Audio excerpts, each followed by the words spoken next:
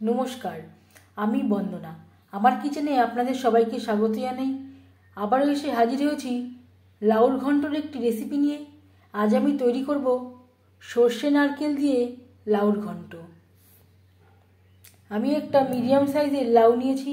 লাউ আমি পরিষ্কার করে ধুয়ে নিয়েছি, কুচি করে কেটে নিয়ে ফিরে আসছি। লাউ টুকরো করে কেটে নিয়েছি।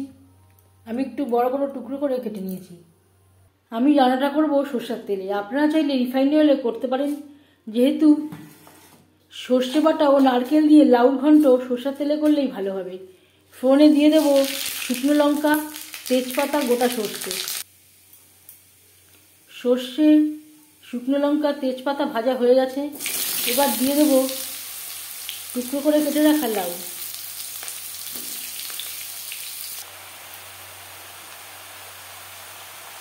আর লাগছে স্বাদ মতো লবণ।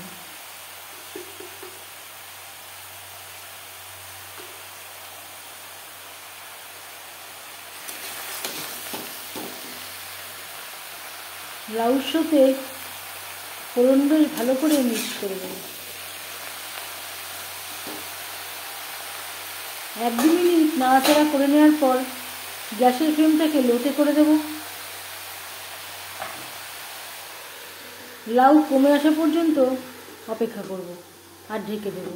রান্নাটা করব লো টু মিডিয়াম ফ্লেমে।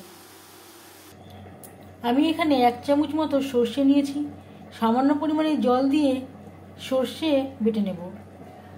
2-3 বার সর্ষে ঘুরিয়ে নেওয়ার পর তারপর অ্যাড করব নারকেল। একসাথে সর্ষে নারকেল অ্যাড করলে বাটাটা ভালো হবে না। সর্ষে 2-3 বার ঘুরিয়ে নিয়েছি। এই পর্যায়ে অ্যাড করব নারকেল কোড়া। সামান্য পরিমাণে জল অ্যাড করে মিহি করে বেটে নেব।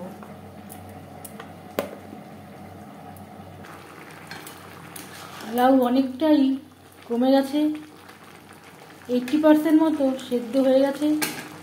এই পর্যায়ে দিয়ে দেব পরিমাণ মতো হলুদের গুঁড়ো। লাউর সাথে হলুদের গুঁড়ো বেশ ভালো করে মিক্সড করে দেব।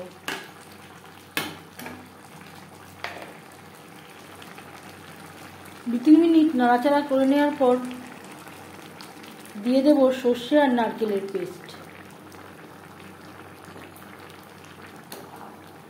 লাউর সাথে সর্ষে নারকেল বাটা বেশ ভালো করে মিক্সড করে দেব। লাউ থেকে অনেকটাই জল বেরিয়ে গেছে।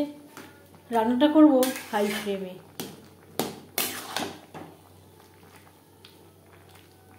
কিছুটা পরিমাণে জল আমি শুকিয়ে নেব।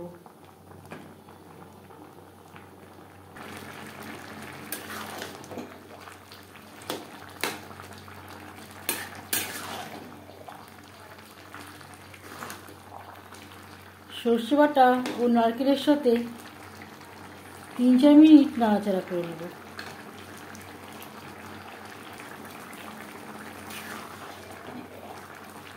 সর্ষে বাটা ও নারকেলের সাথে লাউ বেশ ভালো করে সুসিদ্ধ হয়ে গেছে। আর একটু লবণের প্রয়োজন আছে। আমি আর চিনির ব্যবহার করলাম না। নারকেলে একটা মিষ্টি রয়েছে, আপনারা চাইলে স্বাদ অনুযায়ী চিনির ব্যবহারও করতে পারেন। 1 মিনিট নাড়াচাড়া করে নেওয়ার পর গ্যাসের ফ্লেমটা অফ করে দেব। গ্রেভি অনেকটা কমে এসছে। আপনারা চাইলে আরও ড্রাই করে নিতে পারেন। আমি আর ড্রাই করছি না।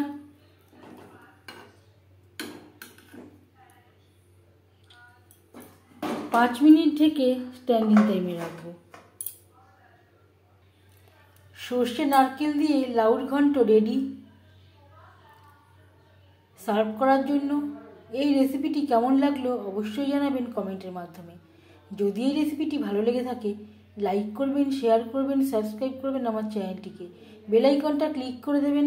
যখন আমি নতুন ভিডিও আপলোড দেব তার নোটিফিকেশান সবার আগে আপনার কাছে পৌঁছে যাবে। আপনারা সবাই ভালো থাকবেন। এই ভিডিওটি দেখার জন্য ধন্যবাদ।